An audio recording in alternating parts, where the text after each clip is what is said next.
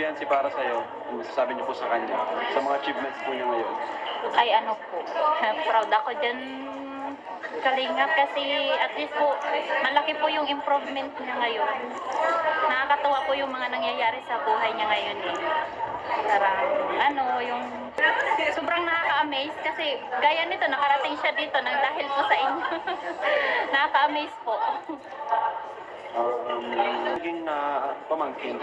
Bali yung ano po, yung papa niya, si Kuya Beran po, pinsang buo po. Okay. Bali, si Beyonce po is pamangkin ko sa pinsan. Oo. First cousin ko po yung papa niya.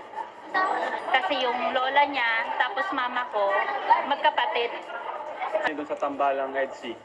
Ay, okay lang po. Support naman po ako. Support ka. Kinikilig. Kinikilig. Pag nanonood po ako ng vlog, kinikilig din ako. Support lang ano nga po nila, maganda din po yung tandem nila. Ayun, pang second time ko na tong na-meet siya dito sa Hong Kong. So, ayun, okay siya. Tahimik ka na. Opo, tahimik na tao. Pero mabait.